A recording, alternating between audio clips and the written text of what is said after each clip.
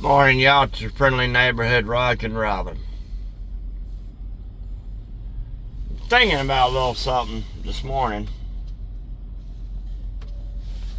That are you forgiving? You've been forgiven by God in heaven for any and every sin you've ever committed against Him. Christ asked God to forgive those that persecuted Him while He was dying on the cross.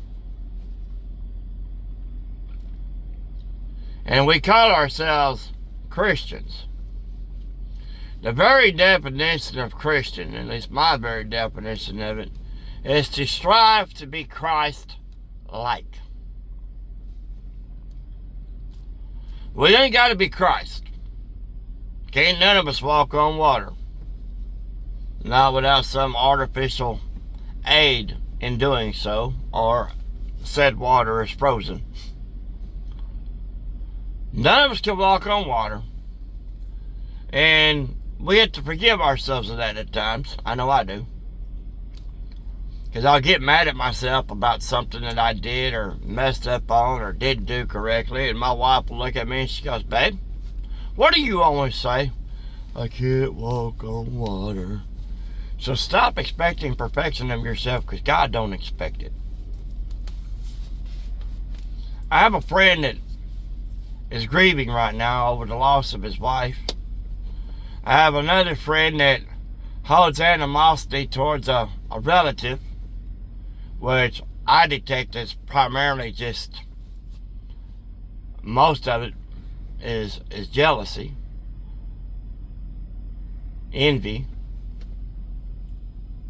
However, the person that they're jealous or envy of needs a little help too, because they know why this person envies them, and it might be true that what they have a problem with.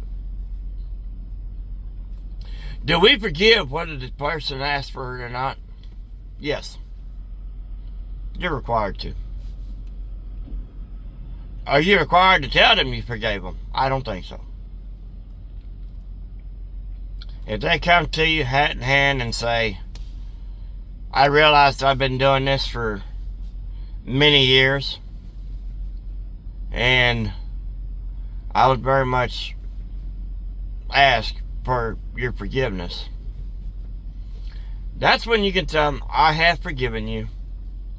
I forgive you every time the thought comes up. I forgive you every time you do something wrong.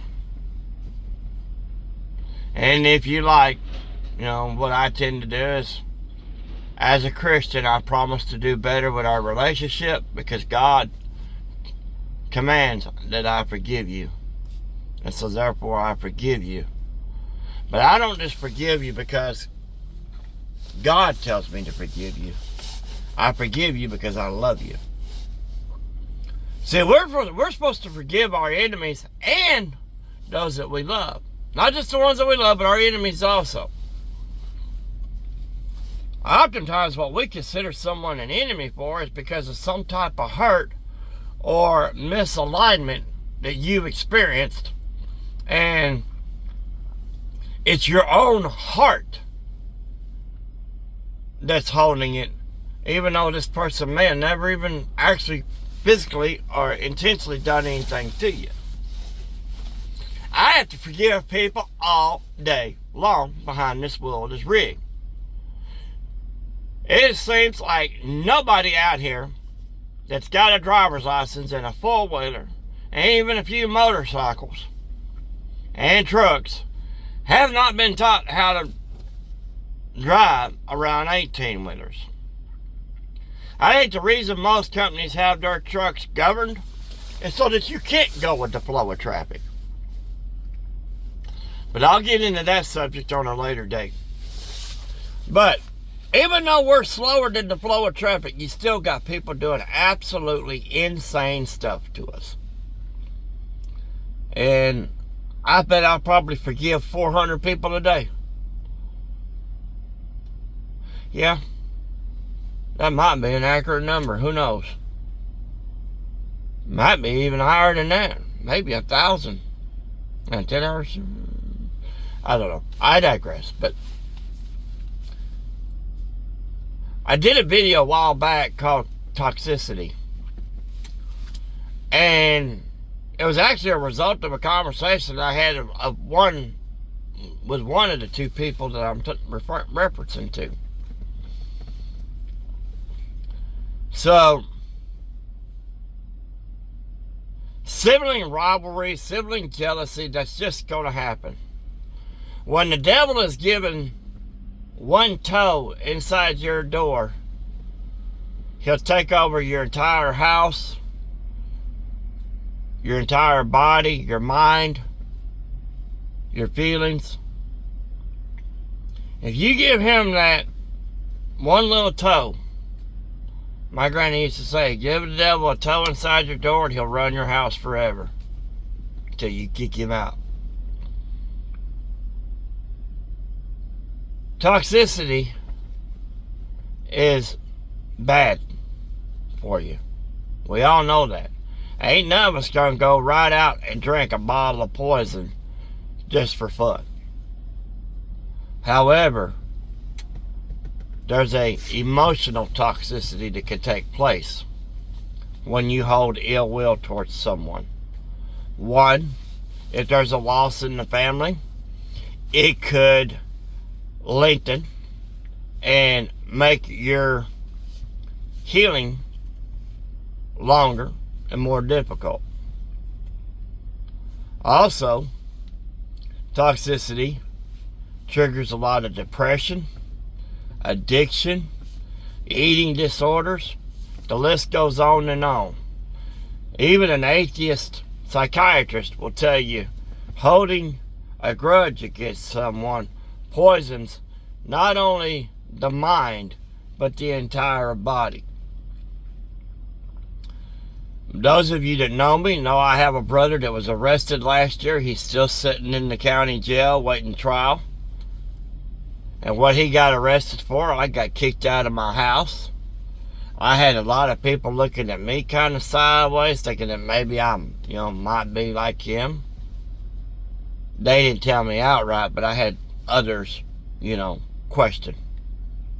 That said that they were questioned about, was I into anything like what he was doing? I have to forgive my brother every day. Even right now, just thinking about him, my stomach is tightening up. No matter what someone does to you, the disciples asked Jesus how many times to forgive their brother, and it was like 70 times 7, and it comes like 480 times.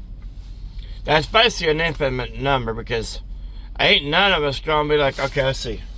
Okay, that's 184 times I forgave my brother, sister, former friend, ex-wife, whatever.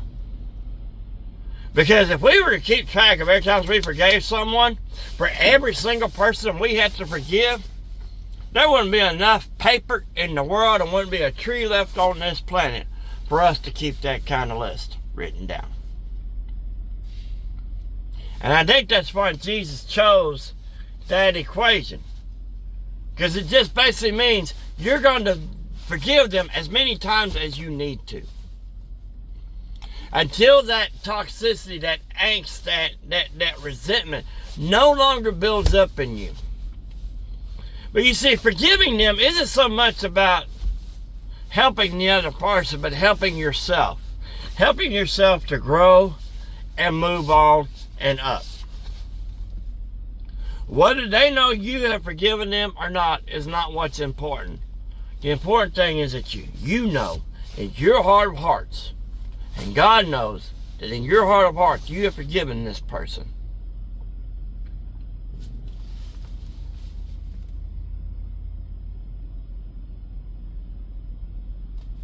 It's not an easy thing. That's why I go back to my favorite verse. I could do all things through Christ who strengthens me. The Bible teaches us not only how to receive God's love, but how to love one another. That's the beauty of it. The Bible is nothing but 66 books of a love story. He said, well, what about all the plagues and, all the trouble the Israelites went to? If God didn't love the Israelites with all their disobedience, he could have eliminated them from the face of the earth like he did the dinosaurs. Just because your kids repeatedly do things wrong, do you just wipe them out? No. And neither does God. So, forgive. And forgive yourself for the times that you can't forgive. And forgive yourself for holding the animosity towards this other person.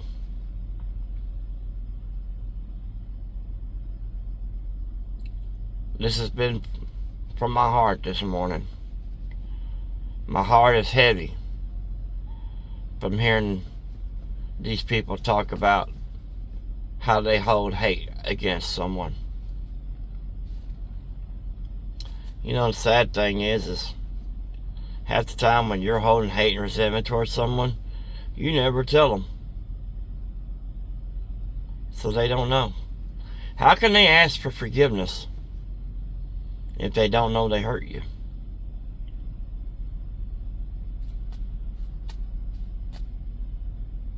What do you think?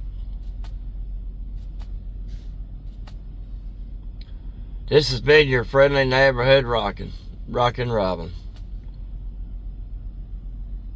with another steering wheel confession. Let's work today on forgiving. Just an ounce of Jesus will save any size soul. Peace.